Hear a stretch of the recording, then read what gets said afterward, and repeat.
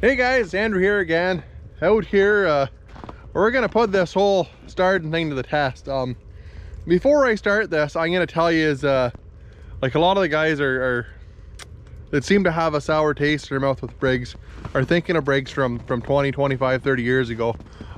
Guys, you're looking at an engine with mechanical ignition and stuff like that on points. That stuff's not reliable to start with. It never has been. All the new Briggs are all electronic ignition. It's actually a Daihatsu engine. If you look it up, it's actually a Japanese engine owned by Toyota. So that's what these new Vanguards are anyways. The big thing though is starting them, and then a few other things that I want to touch on and show you on them, because I really do think after running these that they are the better engine. So for our first demonstration, I'm going to run into the shop here and I'm going to get the most malnourished man in the shop. I'm going to get Cousin Mike. He lives on a healthy diet of ham sandwiches, Slim Jims, and chicken fingers. So we're going to get the most malnourished guy here, and I'll tell you, I'm going to get Cousin Mike because he doesn't pull no punches. He'll let you know exactly what he thinks. I know he works for me, he's my cousin, but he's I'll tell you, he'll let you know what's on his mind. So I think he's in the office here right now. I'm gonna blindfold him. We're gonna bring him out here. We're gonna find out which one starts better, because I can tell you all day how one starts over the better. I know we have one over the other. I know we have the electric start on these, but the pull cord's really what's going to tell you on it in terms of how it's going to fire, how it's going to work. It's not very cold today. It's about 30 degrees or so. So we'll come to the office. We'll see if Mike's in here. There he is right there. There's Cousin Mike. Oh, there he is, I'll tell you. Yeah, on break while everybody else is just standing around. Everybody else, oh, there's Chase too. Cousin Mike, we gotta find out. We're gonna start those engines out there, and I need an unbiased report on which one starts better. So I'm gonna get you put a blindfold on, and you're gonna go ahead and pull them over for me.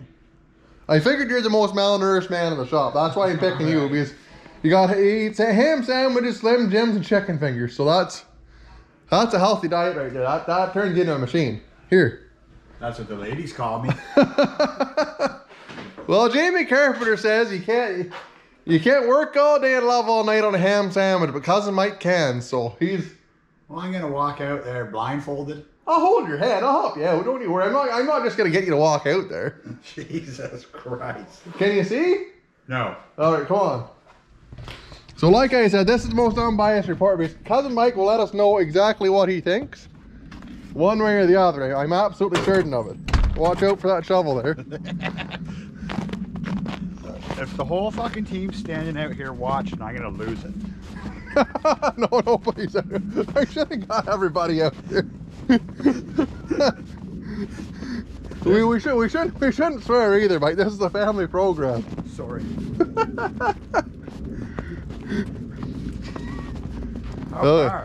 Oh, we're another couple of steps. We're right about here. And I don't think you likely paid any attention to which one's which. Come on, you keep coming here. You're doing good. You're doing good. Oh, you just hold on here. I gotta get this thing ready to fire up here.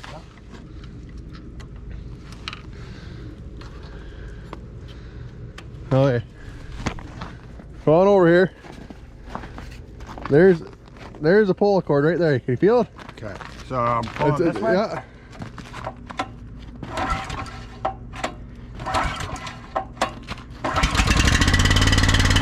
Okay, there's that one there. I'm right here, just give me a second.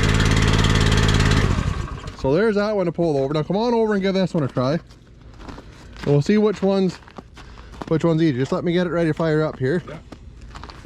Here, I'll take your hand. There, right there, you got her.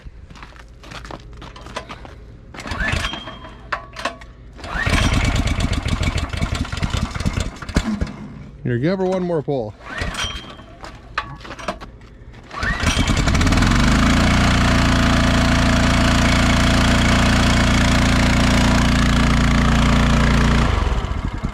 So that one there was easier to pull then. Yeah. And was it a little bit easier to pull, or like a lot easier to pull? I'd say a little, well, it's definitely easier. It wasn't a whole lot easier, but it was definitely easier. Well, that's good. See, there's an unbiased, honest opinion from you, because Well, what are you gonna do when the smallest arms in the world run wild on you? But as you can see, like the Briggs actually starts quite a bit better. And like I said, that helps with the advancements of ignition systems and stuff over the last couple of years. I'll show you a few other things. I think we're good to go, Mike. Thanks. Yeah, no problem. So I'm gonna show you a few other things here with these Briggs too, guys. Like I said, these start a little bit better. What are you laughing at? Just had to watch the show. So there's a few other things with these Briggs that are really good too. So the for the ignition itself, like to shut the engine on and off, that's your throttle, and then to shut it off, you just run it over. And when you run it all the way over here, it shuts the ignition off, it grounds it out, and it also shuts the fuel off. So if you need to pull this around, you need to go down the road, you're not going to flood. You're not going to flood the engine out in it. It's pretty much impossible to. It's a mechanical shut off. It's not electronic. It's a mechanical shut off. So when you shut the engine off, it actually shuts the fuel off on the machine, which is really handy. If you've ever pulled a Honda around or took it down the road and forgot to shut the fuel off, you know exactly what I'm talking about. The other really nice thing too is all the Briggs come with this cyclonic air cleaner on them. So what happens with this, I'll pull this apart for you, is any of the bigger particles and debris will actually come into this. They come up through here and they'll cycle around. You can kind of see how it comes up in here, and it'll cycle actually around the filter, and then any large particles or chunks or debris will actually exit out through this hole. So in terms of service life, it adds an awful lot of service life, because these things are probably not going to get a whole lot of love. So that's one thing to consider if you're looking at one of these things, is how long it's actually going to go between service intervals. And if you take a look at the Honda, it's just a traditional Honda air filter paper element with a foam sleeve over top, which is fine. Like, they work okay, but again, in terms of service life, that Briggs is way superior to what this Honda is anyways. So let me pull this apart. So there it is. It has the foam filter on it. The air intake is here. It comes up, goes around, and sucks itself in. So there's really no way to get the actual dirt out of this filter, which is obviously in our application. You're going to be running saws around this thing. You're going to be running in a dirty, dusty application a lot of the times. Obviously you can try and get the splitter as far away from the saws as you can, but it's not always going to happen. So having that cyclonic air cleaner is really nice to have. The other thing that I really like about this Briggs over the Honda is the actual oil fill system on it. You can see this Briggs actually has an oil fill in the valve cover. Take that off. So like any other engine, you can actually fill it up right to the valve cover, goes into the crankcase. Bob's your uncle. Dipstick's over on this side for it, so it's easy to check the oil on it. It does have the traditional fill dipstick on the bottom here. And you're probably thinking to yourself, well, why does that matter? What does it matter to me? It doesn't. How often are you going to be putting oil in it? Well, when you take it down the road, it floods itself out, and then you got to change oil a couple of times out in the field. You can see that this thing's almost impossible to put oil in without having a transmission funnel or a skinny neck funnel to actually get it in here. Like, it's a real pain to do, guys. So we have to have a transmission funnel that comes up and around, and when you're out in the field, I doubt you're gonna have one. You might be proactive enough and you might have a good enough setup that you're gonna have that, but most guys aren't. So that's kind of the other big part of it. I did here, I'm gonna try this again. I'll maybe do it in a different video. But when I did the video on the noise level the other day, the Briggs was 3 decibels louder than what the Honda was, and I made an error.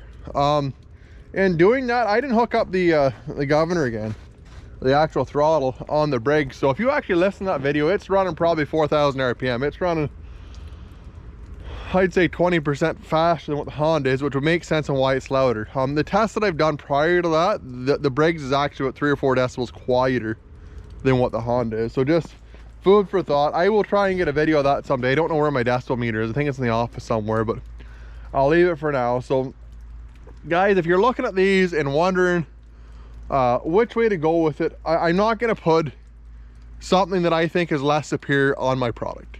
I won't. I'm building wood splitters for the long haul, and we're gonna put what's best on them. And like I said, after doing my research on these Briggs and learning more about them, I really think that that is a superior engine to have. So anyways guys, let me know what you think. Let me know if any of these features make sense to you, or if you like the idea of them. Like I said, I haven't run that many Briggs, but after the couple that we have run, I've had really good luck with them. And I gotta say, like, when you look at the little features like that, that's what makes the difference in them. So if you like the video, give her a big thumbs up, hit the subscribe button on the bottom, and I really appreciate you guys tuning in. Thanks a lot.